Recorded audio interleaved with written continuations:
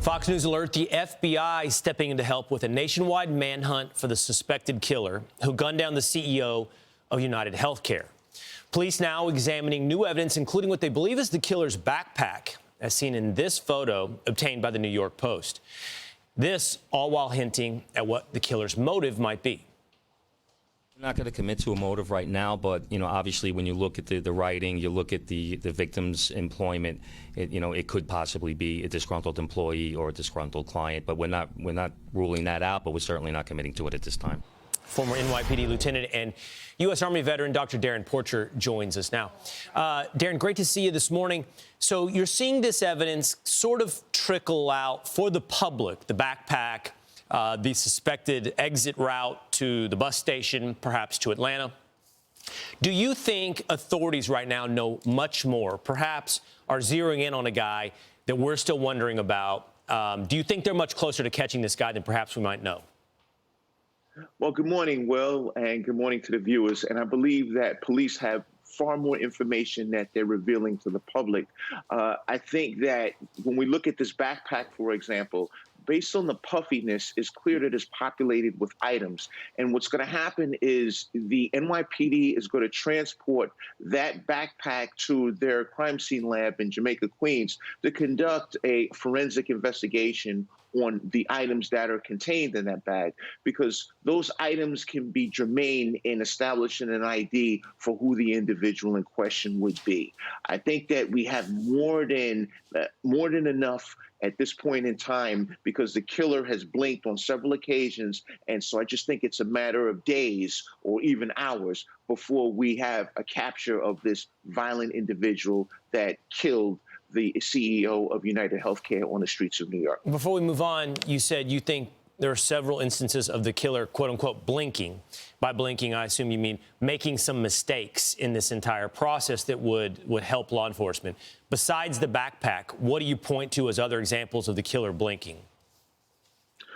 When we look at the killer at the hostel, he revealed his face when he pulled his mask down.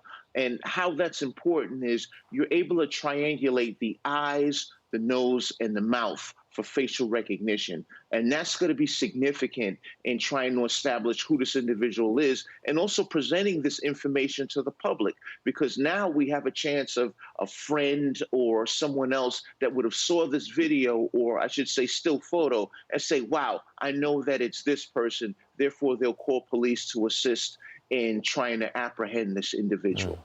All right, I want to move to another legal case here in New York City. This one already in the jury deliberation process. We've already found the case, at least Alvin Bragg and his prosecutor's office believe they found the case to pursue. And that's Daniel Penny, which on Friday, the second-degree manslaughter charges were dismissed, but the jury was sent back to deliberate over criminally negligent homicide. Setting aside the process of the judge pushing the jury to find a verdict on one of these charges, do you think they have there what it takes to come back with a guilty verdict on the standard of criminally negligent homicide? Well, first off, Will, I think that this is a miscarriage of justice in that once the prosecution determined that there was the jury was hung on a charge of manslaughter, then they elected to go with the lower charge. This should have been thrown out at this stage. Once you see that you lost throughout the trial proceedings, I think it's clear that you should have just stepped away from it. But this is not what Alvin Bragg intended to do. I think his intention was to prosecute Daniel Penny by any means necessary. And Daniel Penny is an American hero because he stepped up to assist people that didn't have the ability to protect themselves on that subway car. So when we look to the process that's happening, it's now become something more as how can we catch and convict Daniel Penny as best as possible, as opposed to letting the legal. I think we lost a connection there a little bit with Dr. Darrin Porcher, but we got much of the information we hope to get with him this morning. We appreciate Dr. Darrin Porcher. I'm Steve Ducey. I'm Brian Kilmeade. And I'm Ainsley Earhart. And click here to subscribe to the Fox News YouTube page to catch our hottest interviews and most compelling analysis.